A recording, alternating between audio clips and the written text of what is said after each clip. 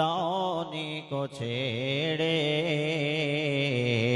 ইমান ইসলাম দিয়ে ধন্য করিয়াছ মরে পথের দিশারা শুল দিলে হাতে দিলে আল কোরআন তোমার দয়ায় আমি মানব আমি মুসলমান ওগো আমি মুসলমান।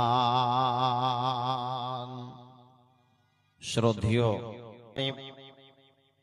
হে বিশ্বের মানব সম্প্রদায়, তোমরা শোনো শোনো শোনো, আমার আল্লাহ কোরআনুল কারীমের মধ্যে জানাইয়া দিয়েছেন, তোমরা শোনো, লাইসাল বিররু আন তুওয়াল্লু উজুহাকুম কিবালাল মাশরিকি ওয়াল মাগরিবি, তোমাদের মুখমণ্ডলকে বারবার যদি তোমরা পূর্ব কিংবা পশ্চিমে ফেরাও, পূর্বে কিংবা পশ্চিমের দিকে মাথা নত করো, তাহলে সেটাই তোমাদের জন্য কামিয়াবের রাস্তা নয়। এখান থেকে আমি বোঝাতে চাইছি, আল্লাহ রাব্বুল আলামিন কাবা ঘরকে কেন্দ্র করে বললেন, হে বিশ্বের মানব সম্প্রদায় তোমরা শোনো, হে মুসলমানেরা তোমরা শোনো, তোমরা জানো আমি আল্লাহ রাব্বুল আলামিন পূর্ব কিংবা পশ্চিমের দিকে তোমরা রুকু করো, সিজদা করো, মানে কাবা ঘরটা আমাদের মধ্যবর্তী স্থানে রয়েছে। সেই কারণে ধরেন আপনার পাকিস্তান ওয়ালার জন্য পূর্ব হচ্ছে এবং আমাদের জন্য পশ্চিম হচ্ছে, এইরকম ভাবে একটা মিলিয়ে আল্লাহ রাব্বুল আলামিন যেন কাবা ঘরকে কেন্দ্র করে বললেন, পৃথিবীর মানব সম্প্রদায় তোমরা যদি বারবার রুকু করো, সিজদা করো, সেটাই কিন্তু তোমাদের জন্য কামিয়াব নয়।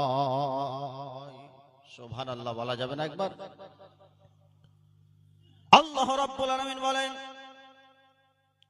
হে পৃথিবীর মানব সম্প্রদায় তোমরা শোনো, তোমরা জেনে নাও, আমি তোমাদের রব তোমাদেরকে বললাম তোমরা কি করো, তোমরা বারবার রুকু করো, সাজদা করো, তার নাম পূর্ণাঙ্গ কামিয়াব নয়। তোমরা যদি মুত্তাকি হতে চাও, তোমরা যদি পরেজগার হতে চাও, তোমরা যদি আল্লাহকে ভয় করনেওয়ালা হতে চাও, আরো কয়েকটি গুণ তোমাদের মধ্যে লাগবে বাবা। এত সহজে মুত্তাকি হওয়া কখনোই যায় না। এই যে আমরা মনে করি আল্লাহর কাছে রুকু করি, সাজদা করি, তার নাম পূর্ণাঙ্গ কামিয়াব নয় নয় নয়। আপনাদেরকে কি দিয়ে বোঝাই? আজকে জলসার দিন, আজকে আপনারা একটা মাহফিলের আয়োজন করেছেন বলে, আপনার বাড়িতে কুটুম স্বজন এসেছে বলে, আত্মীয় স্বজন এসেছে বলে, আজকে আপনি মসজিদের মধ্যে নামাজ আদায় করতে গেলেন, কিন্তু কোনদিন আপনি নামাজটাকে চেনেননি। এই যে নামাজ আপনি আজকে আদায় করলেন, লোক দেখানো আপনি নামাজ আদায় করলেন, আপনি মনে করলেন আমি মুত্তাকি, আমি পরহেজগার। এই যে আমি যে কাপড়টি পরে আছি সেটি হলো সাদা। বন্ধু আমার, বাপ আমার, ভাই আমার, কিন্তু সাদার মধ্যে একটু যদি কালি লেগে যায় তাহলে কাপড়টা যেন নষ্ট হয়ে যাবে।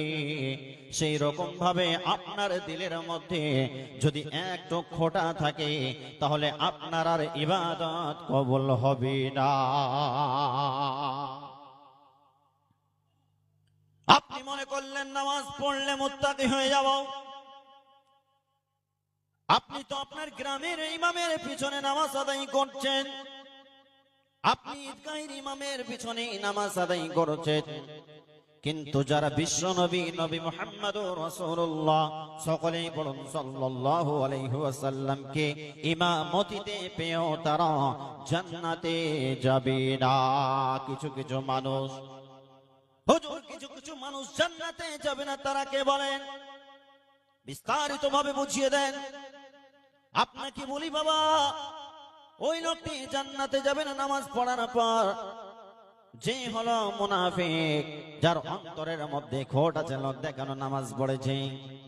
নামাজকে বিশ্ব নবী কত গুরুত্বপূর্ণ ইবাদত বলেছেন আপনারা শুনে নিন। রাতের বেলাও, রাতের বেলা আপনারা শুনেন, হৃদয় অঙ্গন করে শুনেন, কথাটি মাথায় ঢুকিয়ে নেবেন, কাজে আসবে। এই কথাটি হলো, ঘটনাটি হলো অনেক কষ্টদায়ক। যারা বিশ্ব নবীকে ভালোবাসেন তাদের অটোমেটিক চোখে জল চলে আসবে বাবা। বিশ্ব নবীজি বৃহস্পতিবারের রাত্রে জ্বরে আক্রান্ত হলেন। বিশ্ব নবীজির যেন জ্বর আরম্ভ হয়ে গেছে, শুরু হয়ে গেছে। নবীজি হাঁটাচলা করতে পারছেন না, নবীজি চলাফেরা করতে পারছেন না, নবীজির শরীরে কোনো শক্তি নেই, কোনো বল নেই। এমন সময় বিশ্ব নবীজি কয়েকদিন মসজিদেও যেতে পারেননি, বাড়িতে নামাজ আদায় করতে হয়েছে।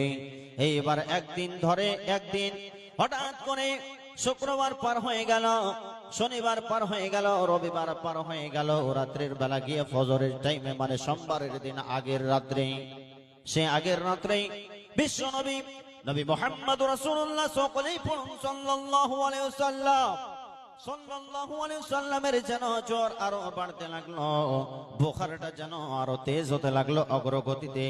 এইবার যখন বিশ্ব নবী নবী মুহাম্মদ রাসূলুল্লাহ সাল্লাল্লাহু আলাইহি ওয়াসাল্লাম যেন মসজিদে যেতে পারছেন না, এমন সময় সাহাবীগণ অপেক্ষা করতে করতে করতে করতে যেন কি করলেন, তারা অপেক্ষা করতে করতে শেষের সময় হযরতে আবু বকরকে ইমাম বানিয়ে তারা নামাজ যেন আদায় করছিলেন। এমন সময় বিশ্বনবী বলছেন, আয়েশা রে, তুমি আমাকে মসজিদে নিয়ে যাওয়ার ব্যবস্থা করো। বিশ্বনবীজিকে ওই অবস্থাতে মসজিদে নিয়ে যাওয়া হলো। এইবার মসজিদের চৌকাঠে দাঁড়িয়ে বিশ্বনবীজি দেখছেন আবু বকর ইমামতি করছেন, এবং আবু বকর এবং বিশ্বনবীর মধ্যে কতটা ভালোবাসা ছিল। বিশ্বনবী যখনই মসজিদের চৌকাঠা দাঁড় ধরে দাঁড় করিয়ে আছে তো করে আছেন, এমন সময় এইবার বিশ্বনবীকে অনুভব করে আবু বকর একটু পিছনের চেষ্টা করলেন। যখনই বিশ্বনবীকে অনুভব করার পর আবু বকর একটু পিছনের চেষ্টা করলেন, বিশ্বনবী বলছেন, সিদ্দিক তুমি শোনো, আমি বিশ্বনবী নামাজ আদায় করে নিয়েছি, তোমরা নামাজ পড়ো। বিশ্বনবী বাড়ির মধ্যে চলে আসলেন। আসার পরে এবার বিশ্বনবীজি আয়েশাকে বলছেন, আয়েশা রে, আমার শরীরে জ্বর আরো বাড়ছে, বুখার আরো বাড়ছে রে আয়েশা, আমাকে তুমি একটা দাতুন চাবিয়ে দাও, দাতুনটা চিবানোর মতো শক্তি যেন আমি বিশ্বনবীজির শরীরে নাই। এইরকম করতে করতে বিশ্বনবী যখন মৃত্যু শয্যায় যখন পৌঁছে গেলেন, বিশ্বনবী তখন বলছেন, হে আমার উম্মত, হে আমার উম্মত, as-salat as-salat as-salat, তোমরা কখনোই যেন নামাজকে তোমরা ছাড়বে না। বিশ্বনবীজি সালাত সালাত বলতে বলতে ইহকাল ত্যাগ করে পরলোকে গমন করলেন। 12 রবিউল আউয়াল সোমবারের দিনা রাসূলুল্লাহ আমার মাসুজ নাই, আল্লাহ তাআলাই কি নিলে কারে আমার মাসরে পড়ায়, দয়াল আল্লাহ কি নিলে কারে আমার মাসরে পড়ায়। ফাতিমা বিবি কান্দিয়া বলিলে, পিতা যে আমার মজুদ নাই, আল্লাহ তাআলাই কি নিলে কারে আমার মাসরে পড়ায়। বিশ্বনবীজি এই যে আসসালাত আসসালাত করতে করতে পৃথিবীর মুখ ত্যাগ করেছেন। আজকে আমরা এমন মুসলমান বাবা, এমন মুসলমানের মুসলমান হয়ে গেছি, ইমাম সাহেব নামাজ পড়াচ্ছেন, নামাজে তো কেউ থাকি না, অথচ আমরা মুয়াজ্জিনের আজানটা ফুলফল শুনতে পাই, আমরা মুয়াজ্জিনের আজান শুনতে পাই। মুয়াজ্জিন 5 ওয়াক্তে আজান দেন, হাইয়া আলাস সালাত, তোমরা নামাজের দিকে এসো, হাইয়া আলাল ফালাহ, তোমরা কামিয়াবি নেবে তো এসো। একশো, কিন্তু আমাদের মতো হতভাগা মুসলমান যে নবীজি মৃত্যুর শয্যায়, মৃত্যুর সময়, মৃত্যুর টাইমে মানুষ নিজের সন্তান সন্ততিকে ভাবে, নিজের সন্তানকে ডেকে বলে, বেটা রে, বাবা রে, সোনা রে, হীরার টুকরা লাল রে, ওখানে 1 কাঠা জমি রেখে দিয়েছি, এখানে 2 কাঠা জমি রেখে দিয়েছি, ব্যাংকে 5 লক্ষ টাকা রেখে দিয়েছি। এইগুলো করতে করতে নিজের শেষ নিঃশ্বাসটাকে ত্যাগ করে এহলোক ত্যাগ করে পরলোকে গমন করে। কিন্তু আমার আপনার নবী, বিশ্ব নবী, নবী মুহাম্মদুর রাসূলুল্লাহ সাল্লাল্লাহু আলাইহি ওয়াসাল্লাম এমন একজন নবী, উম্মতের দরদী নবী, তিনি মৃত্যু শয্যায় শেষ সময় বলছেন, এই উম্মত উম্মত উম্মত রে, উম্মত করতে করতে পৃথিবী ত্যাগ করলেন। হয়নি, হবে না, হতে পারে না আমার নবীর সাথে কারো তুলনা। হয়নি, হবে না, হতে পারে না আমার নবীর সাথে কারো তুলনা। হায়রে তুলনা তো দূরের কথা, ছায়াও মিলে না, তুলনা তো দূরের কথা, ছায়াও মিলে না। হয়নি, হবে না, হতে পারে না আমার নবীর সাথে কারো তুলনা। ইউসুফকে দেখে যারা আঙ্গুল কেটেছে, তারা কি আমার নবীর রূপ দেখেছে? ইউসুফকে দেখে যারা আঙ্গুল কেটেছে, তারা কি আমার নবীর রূপ দেখেছে? আর দেখতো যদি কেটে দিত, আর দেখতো যদি কেটে দিত কলিজা খানা। হয়নি, হবে না, হতে পারে না আমার নবীর সাথে কারো তুলনা। হয়নি, হবে না, হতে পারে না আমার নবীর সাথে কারো তুলনা। জি, বিশ্ব নবীজি শেষ মুহূর্তে বললেন, আর আজকে আপনি আমি কি করি বাবা? মুয়াজ্জিন আজান দিচ্ছেন, হাইয়া আলাস সালাহ, হাইয়া আলাল ফালাহ, তোমরা নামাজের দিকে এসো, তোমরা সাকসেসফুল হবে তো তোমরা এসো। কিন্তু আপনি আমি এতই হতভাগা মুসলমান যে আমরা সেই নবীর কথাটাকে ত্যাগ করে দিয়ে আমরা পালাচ্ছি। যে একটু বলেন তো, বিরক্ত লাগছে আপনাদের? একটু বলেন তো, নারায়ে তাকবীর। দাও খোদা দাও আমায় আবার ওমর দারাজ দিল। নারায়ে তাকবীর, আল্লাহু আকবার।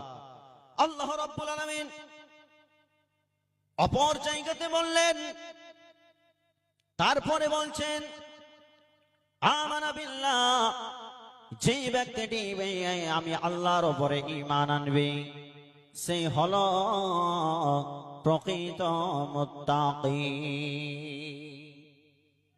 হে পৃথিবীর মানব সম্প্রদায়, আল্লাহকে আমরা কোনোদিন দেখলাম না, আল্লাহকে আমরা কোনোদিন চোখেও দেখলাম না, ডিজাইনও দেখলাম না, তারপরে কেমন করে আমরা আল্লাহর ইবাদত করব? এটাই তো মেন পয়েন্ট রে বাবা, এটাই মেন পয়েন্ট। আল্লাহ রাব্বুল আলামিন বললেন, আমানা বিল্লাহ, বান্দা তোমরা কি করো? আমি আল্লাহর উপরে তোমরা বিশ্বাস স্থাপন করো। যতক্ষণ পর্যন্ত তোমরা আমি আল্লাহর উপরে বিশ্বাস স্থাপন না করবে, ততক্ষণ পর্যন্ত তোমরা পুরোপুরি ভাবে কামিয়াব হতে পারবে না। এক কথায় আল্লাহ রাব্বুল আলামিনের উপরে ঈমান আনতে হবে। ঈমানের বাংলা আবিধানিক অর্থ হচ্ছে বিশ্বাস। আল্লাহ রাব্বুল আলামিনের উপরে বিশ্বাস রাখতে হবে। রাখবো তো সবাই? বলেন তো ইনশাআল্লাহ। আছে কি সবারই বিশ্বাস আছে বাবা? কি ব্যাপার গো, কথা বলে না? আছে সবার বিশ্বাস আল্লাহর উপরে? একটু হাতটা তোলেন তো বাবা, তোলেন তো একটু। আলহামদুলিল্লাহ, খুশি হলাম, খুব খুশি হলাম। আরেকবার হাতটা তুলতে বলবো। তো যাই হোক, আল্লাহ রাব্বুল আলামিন বললেন, তোমরা কি করো? তোমরা আমি আল্লাহর উপরে বিশ্বাস স্থাপন করো, যেমন করেছে হযরতে বিলাল রাদিয়াল্লাহু তাআলা আনহু, এবং যেমন করেছে আল্লাহর নবী এবং তার সাহাবী বর্গগণ। ঈমানের বিষয় নিয়ে ছোট্ট করে দুইটি ঘটনা আপনাকে শোনাই। একটি হলো পুরুষদের জন্য, আর মহিলাদের জন্য যদি না বলে মহিলারা আবার রাগ করবে, এই কোন বক্তারে বাবা শুধু পুরুষদের জন্য ওয়াজ করছে, মহিলাদের জন্য ওয়াজ করে না। বাবা আমার, ভাই আমার, শুনুন ঘটনাটি শুনুন। হযরত বিলাল রাদিয়াল্লাহু তাআলা আনহুকে যখন মরুভূমির প্রান্তে, মরুভূমির বালুতে উমাইয়া যখন কষ্ট দিচ্ছে, উমাইয়া যখন তাকে মারছে পিটছে, পাথর যখন বুকে চাপিয়ে দিচ্ছে, তখন যেন বিলালকে বলছে, বিলাল তুমি বলো আজকের দিনে তোমাকে কি বাঁচাবে? তুমি তো খুব আল্লাহ আল্লাহ করতে, তোমার আল্লাহ কই, তোমার রব কই, তোমার মাবুদ কই। দেখেন ঈমান বিশ্বাসের জন্য আল্লাহ কত ভালোবাসে। বিলাল বলছে আহাদ আহাদ, আমি আল্লাহ এক, আমি আল্লাহর গোলাম। এই কথাটি মনে করে বিলাল ঈমানটাকে আর ছাড়ে না। এইবার উমাইয়া বলছে, বিলাল তুমি বলো তোমার আল্লাহ তোমাকে বাঁচাবে কি? বলো আজকে আমার হাত থেকে কে তোমাকে বাঁচাতে পারবে বলো। তখন বিলাল বলছে, আহাদ আহাদ, আমার আল্লাহ আছে, আমার আল্লাহ এক। এই কথা যখন বারবার বলছে, তখন যেন এই দৃশ্যটি বিশ্বনবী যেন দেখছিলেন দাঁড়িয়ে দাঁড়িয়ে। এমন সময় বিশ্বনবী সাহাবাবর্গদেরকে এক জায়গাতে করে বলছেন, হে সাহাবাবর্গগণ, তোমরা কে আছো গো? আজকের দিনে আমার বিলালকে তোমরা কিনে এনে দিতে পারবে? যখনই কথা বলা তখনই আবু বকর সিদ্দিক রাদিয়াল্লাহু তাআলা আনহু লাব্বাইক ইয়া রাসূলুল্লাহ বলে বলছেন, ইয়া রাসূলুল্লাহ আমি বিলালকে আপনার কাছে নিয়ে আসব। আবু বকর চলে গেলেন, বিলালকে কিনে নিয়ে আসলেন। এইবার বিলালকে বিশ্বনবীকে দিয়ে বলছেন, ইয়া রাসূলুল্লাহ, বিশ্বনবীজি গো, আমি বিলালকে কিনে নিয়েছি, বিলাল এখন আমার। এই বিলালকে আপনাকে আমি হাদিয়া করে দিলাম। সুবহানাল্লাহ বলা যায় না একবার? জোরে হলো নাও, আরো জোরে। বিলালকে যখন কিনে নিয়ে আসলেন, আবু বকর এবং বিশ্বনবীকে যখন দিলেন, ইয়া রাসূলুল্লাহ, বিশ্বনবীজি গো, এই হলো বিলাল, আমি কিনে নিয়ে আসলাম এবং বিলালকে আপনাকে দিয়ে দিলাম। বিশ্বনবীজি তখন বললেন, ও বিলাল রে।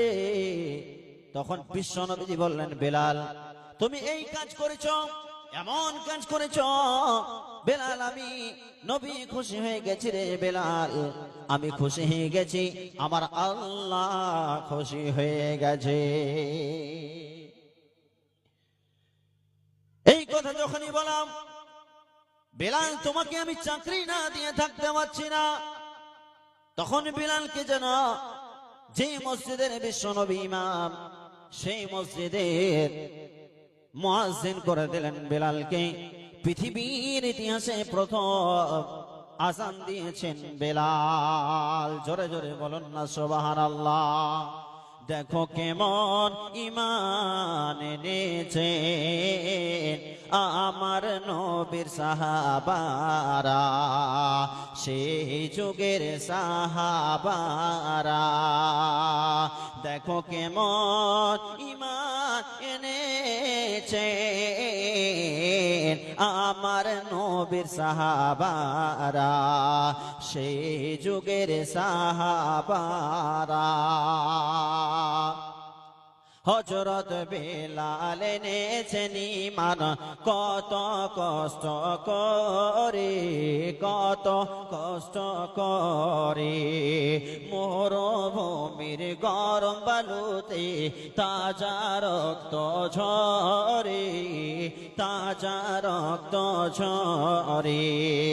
তবু বিলাল এনেছেন ঈমান লা ইলাহা পড়ে।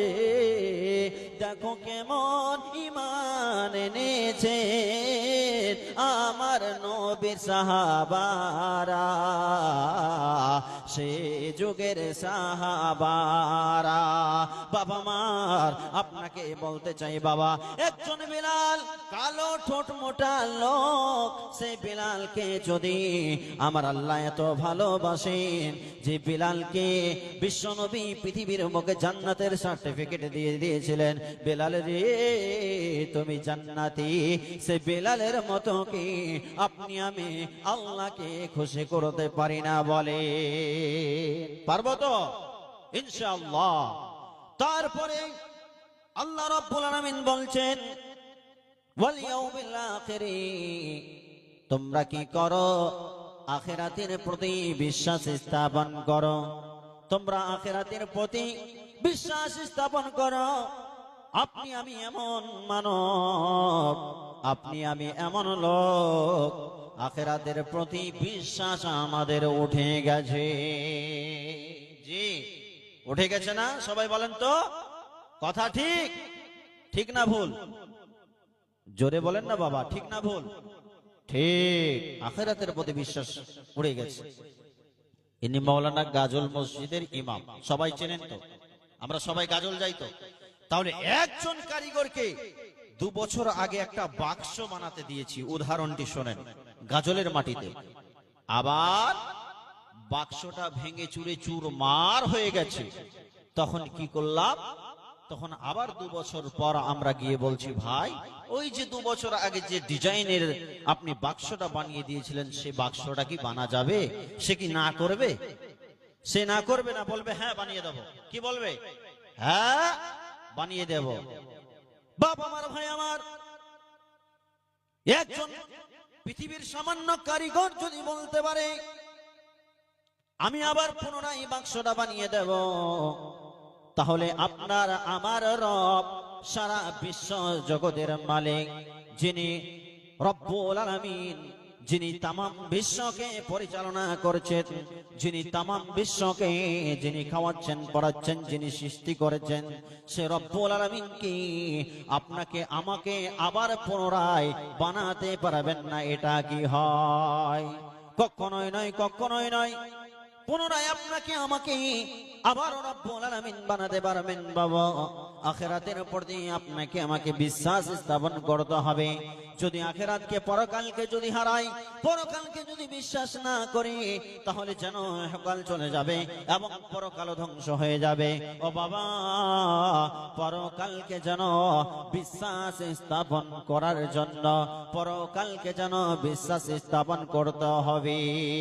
যাইতে হবে পরপারে তোমায়, যাইতে হবে পরপারে, সোনারে দেহ তোমার মাটিতে মেশাবে, যাইতে হবে পরপারে। দুনিয়ার মায়ায় রহিলে পড়িয়া কি জবাব দিবি বন্ধু পরকালে যাইয়া? দুনিয়ার মায়ায় রহিলে পড়িয়া কি জবাব দিবি বন্ধু পরকালে যাইয়া? মিজানের পাল্লা যদি না ভারী হয়, কেমনে যাইবে তুমি জান্নাতের ভিতরে? যাইতে হবে পরপারে তোমায়, যাইতে হবে পরপারে। ও বাবা, আপনাকে পরপারে যেতে হবে, এই বিশ্বাসটা স্থাপন করতে হবে। আপনার দিল দিমাগের মধ্যে, আপনার মগজের মধ্যে আপনাকে ঢোকাতে হবে, আমাকে একদিন মরতে হবে, আমার হিসাব কিতাব হবে, একদিন বিচার দিবসে আমাকে যেতে হবে। এবং সেই বিচারের দিনে মালিক থাকবেন আল্লাহ রাব্বুল আলামিন। আল্লাহ রাব্বুল আলামিন সূরা ফাতিহার মধ্যে বলছেন মালিকি ইয়াউমিদ্দিন, আমি বিচার দিবসের মালিক। যে বিচার দিবসের মালিক কে গো? আল্লাহ। আপনার সে বিশ্বাসটুকু আছে? আল্লাহর উপরে বিশ্বাস আছে? বলেন তো, আল্লাহর উপরে বিশ্বাস? আল্লাহর উপরে কি বিশ্বাস আছে? বিশ্বাস আছে। যদি আল্লাহর উপরে আখিরাতের উপরে বিশ্বাস আছে, তাহলে আপনার মেয়ে, আপনার ছেলে আপনাকে পরকাল হারিয়ে দিতে পারে, সেটা কি হুঁশ আছে আপনার? সেটা জ্ঞানে আছে? আচ্ছা বাবা বলেন তো, আখিরাত আল্লাহ, দুটি কথা বললাম, শর্টে সেরে দেব, আর তিনটি বাকি আছে। তো আপনি আমি আখিরাতকে বিশ্বাস করি তো বাবা? হিসাব দিতে হবে তো বাবা? দিতে হবে তো। তাহলে আপনার মেয়ে, আপনার ছেলে যে অবৈধ কাজ করে, এর হিসাব কে দেবে? আপনি থাকা সত্ত্বেও আপনার মেয়েটা ঢং ঢং করে হেঁটে চলে গেল বাড়ির বাইরে একটা অ্যান্ড্রয়েড মোবাইল নিয়ে, আর আপনি কিছু বললেন না, এরও হিসাব আপনাকে পরকালে লাগবে। ছোট্ট ছোট্ট বাচ্চা আছে বাড়িতে, তারা কি দেখে? তারা কার্টুন দেখে, তারা নষ্ট হয়ে যায়, এরও হিসাব আপনাকে দিতে হবে কঠিন কিয়ামতের ময়দানে। সুযোগ নাই, পার হওয়ার কোনো রাস্তা নাই। আপনার মেয়ের, আপনার ছেলের বয়স হয়েছে 20 বছর, 22 বছর, 30 বছর, আপনার সন্তান ছেলেরা পাগলের মতো ঘুরে বেড়াচ্ছে, আপনার মেয়েটা পাগলের মতো ঘুরে বেড়াচ্ছে। আপনাকে বাবা কঠিন কিয়ামতের দিনে আপনাকে কি দিতে হবে? জবাব দিতে হবে। আপনি মনে করছেন আমি মুত্তাকি, আমি পরহেজগার, আপনার মেয়েটা অবৈধ কাজে লিপ্ত থাকবে, মোবাইল নিয়ে ফোনে হেলো আর গেলো করবে অনেকগুলো যুবকদের সঙ্গে। আপনি দেখেন আজকে এই মার্কেটের মধ্যে মনে হবে আশ্বিন মাসে একটা কুকুরনির পিছনে 100 টাকা করে, আপনার কিনা 10টা করে কুকুর ঘুরে বেড়াচ্ছে। জামানা মোবাইলে খাইছে জামানা, ফেসবুকে খাইছে জামানা, মোবাইলে খাইছে জামানা, ইনস্টাগ্রামে খাইছে। অল্প বয়সে ছেলে মেয়ে প্রেমে জড়াইছে জামানা, মোবাইলে খাইছে জামানা, ফেসবুকে খাইছে। সকাল বেলায় বাবা বলে যাস রে কোথায়, বাবার কথা শোনার মতো সময় যে আর নাই। বৈকাল বেলায় বাবা বলে যাস রে কোথায়, বাবার কথা শোনার মতো সময় যে আর নাই। তাই রাস্তার পাশে বসে বসে, রাস্তার পাশে বসে বসে ছেলেরা ফ্রি ফায়ার খেলছে জামানা, মোবাইলে খাইছে জামানা, ইনস্টাগ্রামে খাইছে জামানা, ফেসবুকে খাইছে জামানা, মোবাইলে খাইছে। বিবাহিতা নারী যখন ফেসবুকে ঢোকে, হ্যান্ডসাম ছেলে দেখলে সে তো প্রেমে পড়ে। আর স্বামী সন্তান সব ছাড়িয়া, স্বামী সন্তান সব ছাড়িয়া নতুন প্রেমিককে ধরছে জামানা, মোবাইলে খাইছে জামানা, ফেসবুকে খাইছে। ও বাবা আপনাকে বলি শোনো, এর জবাব আপনাকে কঠিন কিয়ামতের দিন লাগবে। যেদিন আমার আল্লাহ বিচার করবেন, সেদিন পার হওয়ার কোনো রাস্তা থাকবে না। 3 নম্বরে আপনাকে বলে দিই, আল্লাহ রাব্বুল আলামিন বললেন ওয়াল মালাইকা, তোমরা কি করো? ফেরেশতাদের উপরে তোমরা ঈমান নিয়েছো। যতক্ষণ পর্যন্ত তোমরা ফেরেশতাদের উপরে ঈমান না নিয়ে আসবে, ততক্ষণ পর্যন্ত তোমরা পূর্ণাঙ্গ কামিয়াব নও। ফেরেশতাদের উপরে আপনার আমার ঈমান আছে গো। 2 সাইডে আছে কিরামিন কাতিবিন, বিশ্বাস স্থাপন করতে হবে যে তারা আল্লাহর ফেরেশতা।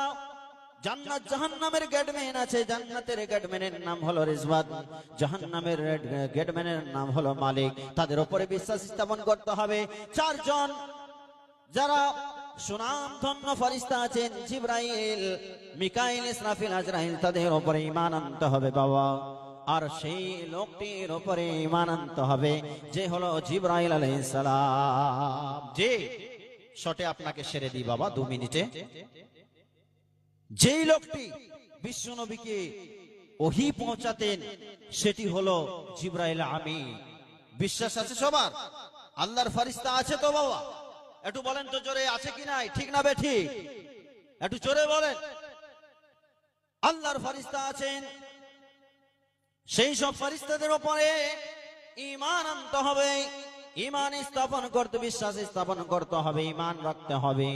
বিশ্ব নবীজি বললেন, শোনো শোনো শোনো, তোমাদের যদি কারো সন্দেহ জেগে থাকে তাহলে তোমরা কি করো, তোমরা যেন সেই জিবরাইলকে সামনে রেখে জিবরাইলের উপরে বিশ্বাস স্থাপন করো। কেমন? আমি বিশ্ব নবীজি যখন গারে হেরা পাহাড়ের গুহায় ছিলাম, তখন বিশ্ব নবীজি আমি সেই জিবরাইল আমাকে প্রথমে এসে বললেন, পড়ো ইকরা বিসমি রাব্বিকাল্লাযী খালাক। এই কথাটি কার দ্বারা এসেছে?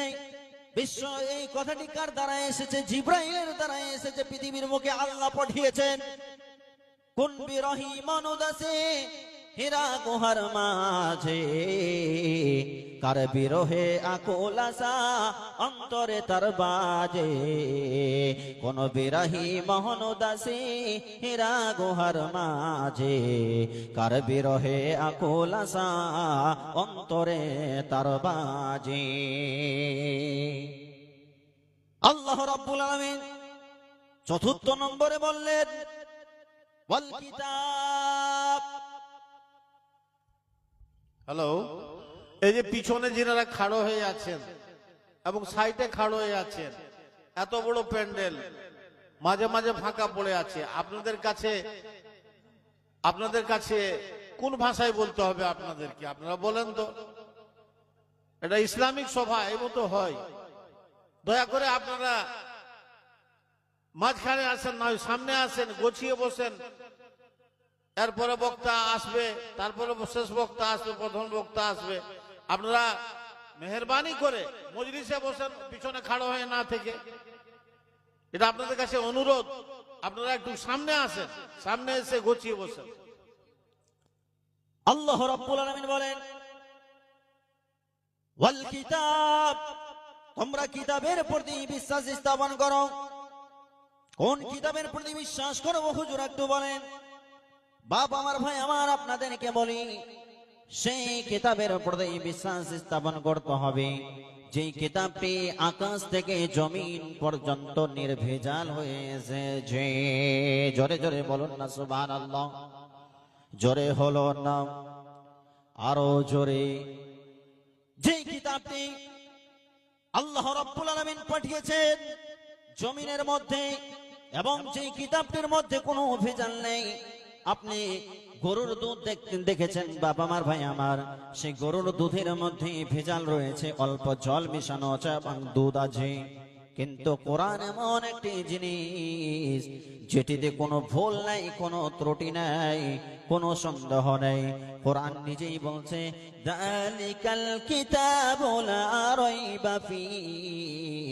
আমি কোরআন এমন একটি কিতাব রে বাবা, সে কোরআনে কোনো ভুল নেই। কোরআন পড়েন তো সবাই বাবা, কোরআন পড়েন তো। সামনে রমজান মাস আসছে না, বেশি বেশি করে কোরআন তেলাওয়াত করবেন। আমরা আল্লাহ খুশি হয়ে যাবে, আর আমার আল্লাহ যদি খুশি হয়ে যায় তাহলে কেউ আর আপনাকে জান্নাত থেকে আটকাতে পারবে না। এই হলো কোরআন। শুধু তাই নয়, এই কোরআনকে বাঁচানোর জন্য, এই কোরআনকে সংরক্ষণ করার জন্য আল্লাহ রাব্বুল আলামিন বলছেন ইন্না নাহনু নাযালনা যিকরা ওয়া ইন্না লাহু লাহাফিযুন।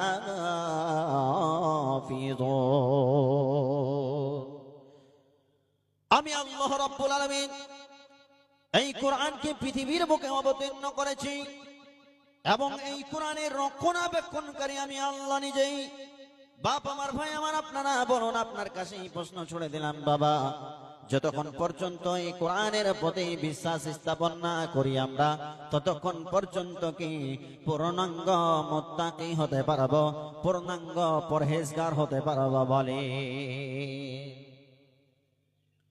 এই কোরআন এমন একটি কিতাব, কি দিয়ে আপনাকে বুঝাই? এই কোরআন এমন একটি বইয়ের বই, যে কোরআন পড়লে নাকি, শুনলে নাকি, জানলে নাকি, সেই কোরআনকে বর্তমানে আপনি আমি বাড়ির মধ্যে রেখে দিচ্ছি। এই কোরআন কত মহামূল্যবান কোরআন, কিতাব আপনি শোনেন, কোরআনকে যদি আপনি জিজ্ঞাসা করেন, কোরআনকে যদি আপনি জিজ্ঞাসা করেন, কোরআন তুমি কবে এসেছো বলো, এই কোরআনকে যদি আপনি জিজ্ঞাসা করেন, কোরআন তুমি কবে এসেছো বলো, এই কোরআন বলবে বিসমিল্লাহির রহমানির রহিম শাহরু রমাদানাল্লাযী উনজিলা ফীহিল কুরআন। জোরে সুবহানাল্লাহ বলে যাবে না বাবা? আরেকবার বলছি, শাহরু রমাদানাল্লাযী উনজিলা ফীহিল কুরআন। এই কোরআনকে যদি আপনি আমি জিজ্ঞাসা করি, কোরআন তুমি বলো বলো বলো, তুমি কবে এসেছো বলো, কোন দিন তুমি এসেছো, তখন কোরআন বলবে আমি কোরআন রমজান মাসে অবতীর্ণ হয়েছি। হে কোরআন তুমি রমজান মাসে অবতীর্ণ হয়েছো, শুনলাম বুঝলাম, কেন তুমি অবতীর্ণ হয়েছো, কেন তোমাকে অবতীর্ণ করা হয়েছে? তখন এই কোরআন বলবে হুদাল লিন্নাস, এই কোরআন আমি এই কোরআনকে এই জন্য মানুষের হিদায়াতের জন্য আমি কোরআনকে পৃথিবীর বুকে পাঠানো হয়েছে। সুবহানাল্লাহ বলা যাবে না?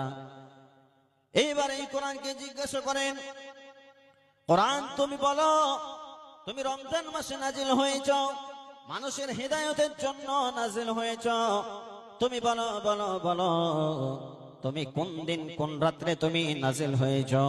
সঙ্গে সঙ্গে কোরআন আপনাকে বলবে বিসমিল্লাহির রহমানির রহিম ইন্না আনজালনাহু ফি লাইলাতিল কদর। আমি কোরআন লাইলাতুল কদরের রাত্রে অবতীর্ণ হয়েছি। এই কোরআনের কত পাওয়ার, এই কোরআনের কত মর্যাদা বন্ধু আমার, বাবা আমার, ভাই আমার, শুনুন। ইনি হচ্ছেন মাদ্রাসার সদর সাহেব, উদাহরণ দিচ্ছি। ইনি একজন মাদ্রাসা শিক্ষক, সত্যি ইনি একজন শিক্ষক, সৈয়দপুর দলিলপুর মাদ্রাসা নামকরণ মাদ্রাসার, সেই মাদ্রাসার ইনি একজন শিক্ষক। এবার তিনজন ছাত্র হাফিজে কোরআনের ছাত্রকে ডেকে ইনি বসিয়ে গল্প করছেন। এমন সময় একজন বেদিন চলে এসেছেন মাদ্রাসার মধ্যে এবং বলছেন আপনি কি সালাফি সাহেব? আবুল হায়াত সাহেব বলছে জি আমি আবুল হায়াত সালাফি সাহেব। ও সালাফি সাহেব, আপনার মাদ্রাসায় কি কোরআন আছে বলেন? ইনি তখন বলছেন অবশ্যই মাদ্রাসায় কোরআন আছে, মাদ্রাসা কোরআন হাদিসের জায়গা। সেই বেদিন লোকটি, সেই মুসলিম লোকটি তখন সঙ্গে সঙ্গে বলছে ও কারি সাহেব, সালাফি সাহেব, আপনার মাদ্রাসায় যতগুলো কোরআন আছে ভাই, আপনার মাদ্রাসার সমস্ত কোরআন আমি কিনে নিতে চাই। ইনি খুব চালাক মানুষ, চতুর মানুষ, বুঝে নিলেন দাল মে কুছ কালা है। এই যে দাল মে কুছ কালা है মানে কিছু না কিছু এর গোপন তত্ত্ব আছে। তিনি নিজের ব্রেনটাকে দৌড়ালেন, রিসার্চ করলেন এবং বললেন মাদ্রাসাতে মানুষ কোরআন দান দেয়, মুসলমানেরা কোরআন দান দেয়, একটা দুটো তিনটা চারটা পাঁচটা পড়ার জন্য দেয়, শোনার জন্য সে দেয়। এই লোকটি যে কোরআন কিনে নিতে চাইছে তার আসল তথ্যটা কি, আসল ঘটনাটা কি জানতে হবে। তখন তিনি সঙ্গে সঙ্গে তিনজন ছেলে যারা হিফজে কোরআনের ছেলে যারা বসেছিল তাদেরকে বলছে ও বাবা আব্দুর রহমান, তুমি 1 থেকে 10 পারা পর্যন্ত পড়ো বাবারে। হে আব্দুর রহিম, তুমি 11 থেকে 20 পারা পর্যন্ত পড়ো। হে আব্দুল সত্তার, তুমি 21 থেকে 30 পারা পর্যন্ত পড়ো। আমি তোমাদের শিক্ষক, আমি জানি তোমাদের দিলের মধ্যে 30 পারা কোরআন গাথা আছে, তোমাদের দিলের মধ্যে 30 পারা কোরআন যেন তোমাদের দিলের মধ্যে লেগে আছে। কিন্তু আমি জানি, আমি তোমাদের শিক্ষক, আমার জানা আছে তোমরা 30 পারা কোরআন একবারে বসে শুনিয়ে দিতে পারবে, কিন্তু তোমাদের কি হবে, তোমাদের শরীরটা যেন খাস্তানা হয়ে যাবে, তোমরা দুর্বল হয়ে পড়বে। অতএব তোমরা 10 করে পারা পড়ো। যখন সেই ছেলেগুলো শুরু যখন করে দিল বিসমিল্লাহির রহমানির রহিম আলহামদুলিল্লাহি রাব্বিল আলামিন থেকে নিয়ে আপনার কিনা শেষ পর্যন্ত যখন ওয়ান্নাস শুনিয়ে দিলেন, তখন সেই ব্যক্তিটা, সেই বেদিন লোকটা যে কোরআন কিনতে এসেছিল, সে তখন হুজুরের হাত ধরে বলছে ভাই আমাকে ক্ষমা করে দেবে।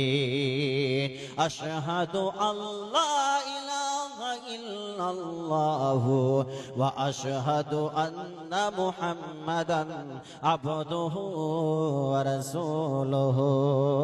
আমাকে যেন এই কালেমাটা পড়িয়ে দেন, আমি যেন আল্লাহর উপরে বিশ্বাস স্থাপন করি, আমি যেমন নবীর উপরে ঈমান নিয়ে আসি।